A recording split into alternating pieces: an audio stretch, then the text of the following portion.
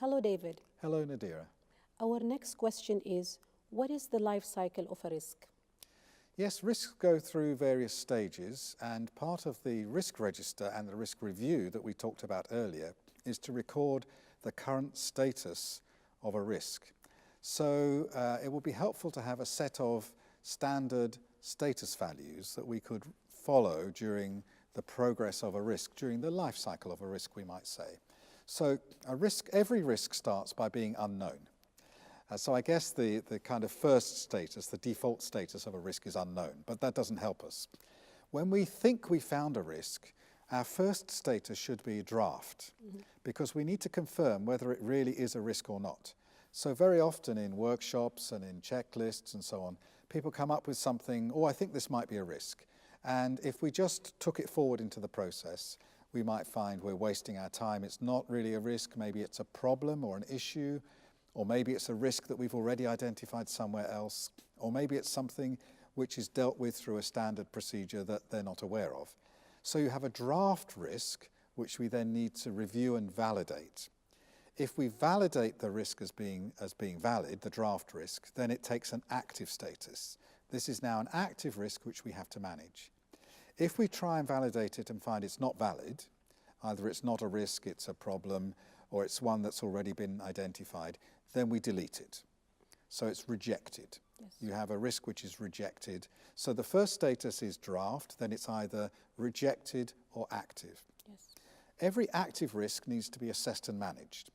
And so what we do is go through the assessment process and then plan our responses. Our first response strategy that we mentioned earlier on is escalate. We might find that this risk is actually nothing to do with our objectives, it belongs to somebody else. If I'm in a project and it affects the program, then I should escalate it to the program manager. If I'm in one department and it affects another department, I escalate it across to the other department.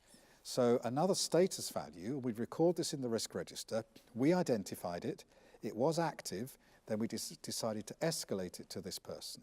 And that should be recorded as the final destination of that particular risk. But then if we don't escalate it, it's ours, and we have to manage it. So we design and plan responses. It might be that as we're working on a risk, it becomes no longer valid. So it might be that we have a risk that affects a particular phase of our project, say the design phase, and it can only affect this phase. And then we come to the end of the design phase, and the risk never happened. Yes. So it's past its sell-by date, if you like. It's expired. So there was a period when it could have happened, and it didn't happen, so the status of that risk is now expired. It's not deleted, it's not rejected, it's expired. If we record it to say we did find it, but for some reason it didn't happen. Okay? Another possibility is that we managed the risk away, and then we implemented our risk responses, and then it was dealt with, and then the risk is closed. So we have in our risk register, it was a draft risk, we accepted it, it became active, we dealt with it, and now it's closed. Yes. And that means that the risk can no longer occur, it's gone away. Another possibility is that the risk actually happens. So the bad thing for the threat or the good thing for the opportunity. And so we have a final status value of occurred. So you have an unknown risk which becomes a draft. We validate it, it's either rejected or becomes active. Yes.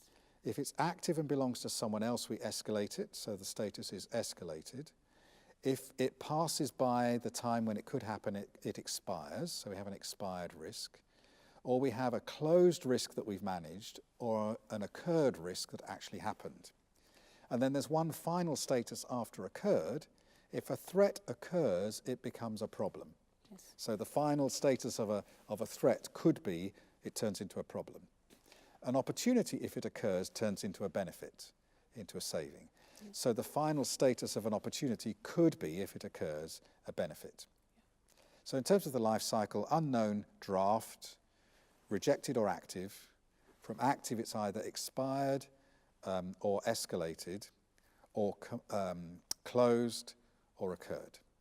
Yeah. And then the occurred ones become benefits or problems. Yes. And these things are monitored and recorded in the risk register. Yes. Okay.